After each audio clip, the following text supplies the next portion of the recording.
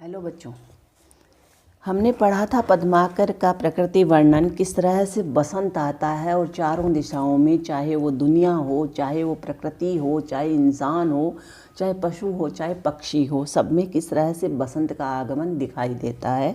अगला हम पढ़ते हैं। ओरे भांति कुंजन में गुंजरत भोर भीर, ओरे झोर झोरन में बोरन के वे गए। कहे पद्माकर सु ओरे भांति गलियान, छलिया छबीले छेल ओरे छवि छुए गए। ओरे भांति विहग समाज में आवाज होती, ऐसे ऋतुराज के न आज दिन द्वे गए। ओरे रस ओरे रीति ओरे राग ओरे रंग, ओरे तन ओरे मन ओरे वन वे गए। बसंत का ही वर्णन किया है यहाँ पर। तो यहाँ पर वर्णन करते हुए कवि कहते हैं, कवि पद्माकर, कि लता कुंजों में भोरों के झुंड अब अन्य ही प्रकार से गुंजन करने लगे हैं। एक तो होता है गर्मी में उनका गुंजार करना, बड़ा तीखा गुंजार। एक होता है बसंत ऋतु में चारों ओर हरियाली छाई है तो उनका गुंजार करना, उनका बोलना अलग तरह का हो जाता है। और आम की मंजरियों के गुच्छों में भी अनोखी मादक गंध व्याप्त हो गई है। आम की जो मंजरियाँ होती है जिसमें फूल आते हैं तो उसकी सुगंध है वो चारों ओर फैल गई है। पद्माकर कवि कहते हैं कि इस मनोरम काल में गलियों में छलिया एवं अन्य ही शोभा को धारण कर रहे हैं तथा उनकी रसिकता कुछ विशिष्ट व्यक्त हो रही है। अब पक्षियों के झुंड भी बड़ी सुंदर कलरव ध्वनि करने लग गए हैं। अभी ऋतुराज बसंत के 2 दिन भी नहीं बीते हैं तो भी सब और आनंद, क्रियाकलाप, राग एवं रंग कुछ अन्य ही हो गया है। प्राणियों के तन और मन भी और ही प्रकार के हो गए हैं तथा वनों की प्राकृतिक शोभा भी अनोखी लग रही है। इस प्रकार सब तरह एवं सभी पदार्थों में बसंत के अपने वैभव का प्रसार कर दिया है। तो यहाँ पर बसंत ऋतु की प्राकृतिक शोभा, उसके आगमन की सूचना और श्रृंगार रस का बड़ा ही सुंदर वर्णन हुआ है। अनुप्रास, यमक और काव्यलिंग अलंकारों का प्रयोग हुआ है बच्चों, और कवित छंद है। अगला चलते हैं। चंचला चमाके चहूँ ओरन ते चाह भरी, चरजी गई तो फेरी चरजन लागी री। कहे पद्माकर लवंगन की लोनी लता, लरज गई तो फिर लरजन लागी री। कैसे धरो धीर बीर त्रिविध समीरे तन, तरज गई तो फिर तरजन लागी री। घुमड़ी घमंड घटा घन की घनेरी, अबे गरज गई तो फिर गर्जन लागी री। किस तरह है से कह लो एक नाद इनके कवित्व में आता है। और यहाँ पर उन्होंने है ऋतु वर्णन के अंतर्गत वर्षा ऋतु, पहले बसंत ऋतु का वर्णन किया था, अब वर्षा ऋतु का वर्णन कर रहे हैं। तो वर्षा ऋतु में उन्होंने बताया है कि चारों ओर बिजलियाँ चाह से भरकर चंचला चमाके, कि चारों चंचला मतलब बिजलियाँ चमक रही हैं।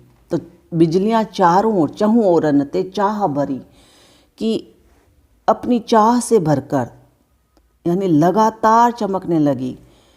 तो चारों ओर बिजलियां हैं, चाह से भरकर लगातार चमकने लगी तो फिर निरंतर चमकती ही जा रही थी।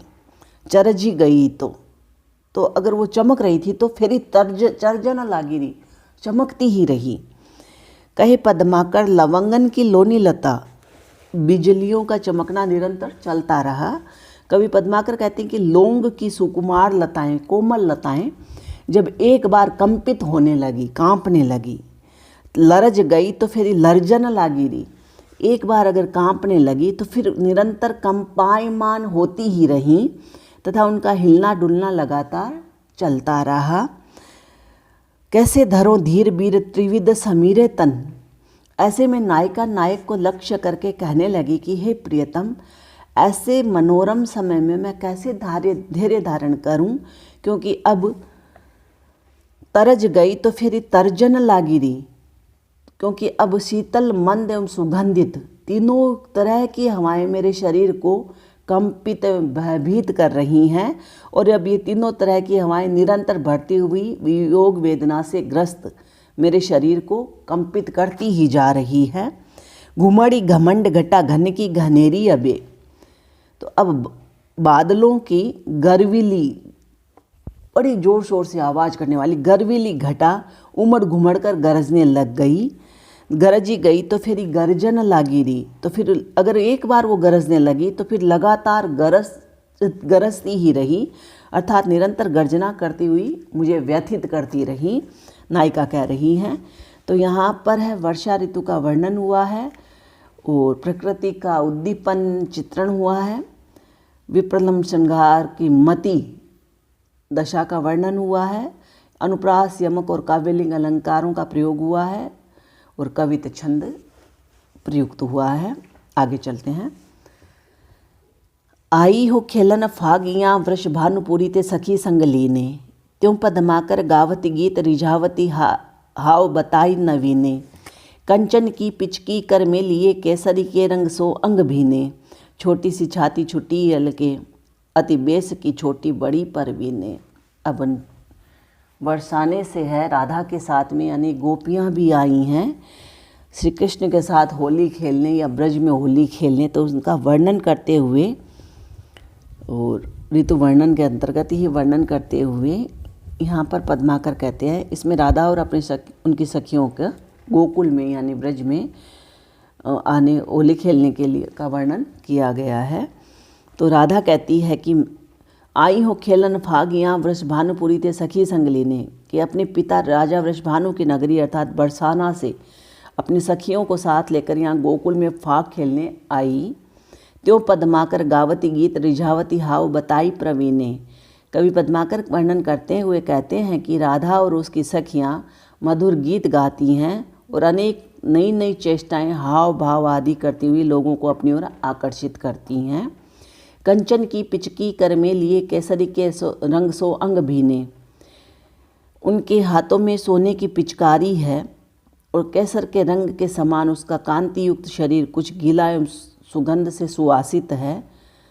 छोटी सी छाती छुटी हल्की अतिबेस की छोटी बड़ी पर बीने, उसकी छाती अभी छोटी ही है यानी किशोरावस्था है, अर्थात उसकी वो बाल बिखरे हुए हैं, छुट्टी हल्के बाल बिखरे हुए हैं। आयु में भी वह अभी छोटी है, अतिबेस की छोटी बड़ी परवीने, परंतु बड़ी चतुर है, अर्थात बात व्यवहार में काफ़ी चतुरता है। तो यहाँ पर राधा की चतुरता एवं सौंदर्य का वर्णन किया है कवि ने, और साथ ही अनुप्रास, यमक और काव्यलिंग अलंकार हुआ है और सवैया छंद का प्रयोग किया गया है। आगे है, सीज ब्रज चंद पे चलियो मुख चंद जाको, चंद चांदनी को मुख मंद सो करत जात, कहे पदमाकर त्यो सहज सुगंध ही के, पुंज बन कुंजन में कंज से भरत जात, धरत जहाई जहाँ पग है पियारी तहाँ, मंजुल मजीठ ही के माठ से धरत जात, बारन ते हीरा से ते सारी की किनारन ते हारन ते मुक्ता हजारन झरत जात। तो यहाँ पर श्री कृष्ण को लक्ष्य करके उनसे मिलने के लिए जब राधा चली तो उस समय उसका मुख रूपी चंद्रमा इतना सुंदर लगने लगा। सीज ब्रज चंद पे चलियों मुख चंद जाको, लगने लगा कि वह अपनी आभा से चंद्रमा की चांदनी की आभा को फीका करने लगा।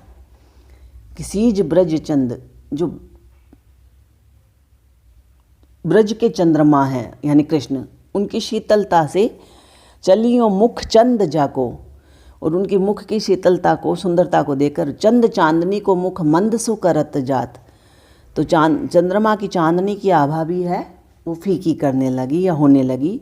आगे कहते हैं, कहे पद्माकर त्यो सहज सुगंध ही के, पद्माकर के अभी कहते हैं कि उसके चलने पर उसके शरीर की स्वाभाविक सुगंध की राशि से यानी राधा के चलने से, तो उसके शरीर से आती हुई स्वाभाविक सुगंध से पुंज बन कुंजन में कंज से भरत जात, वन और कुंजों में जैसे कमलों की सुगंध भरने लगी थी। धरत जहाई जहाँ पग है पियारी तहाँ, वे प्यारी राधिका जहाँ जहाँ अपने कदम रखने लगी।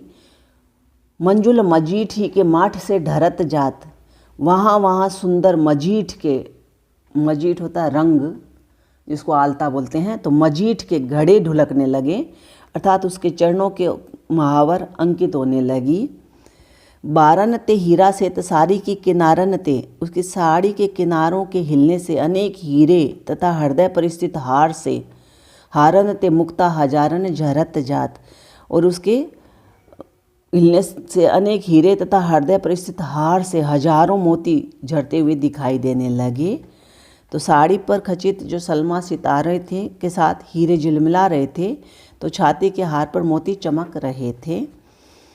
यहाँ पर है अनुप्रास, यमक, रूपक, उत्प्रेक्षा एवं अतिशोक्ति अलंकार का प्रयोग हुआ है बच्चों। और कवित छंद है, बाकी हम कल करेंगे।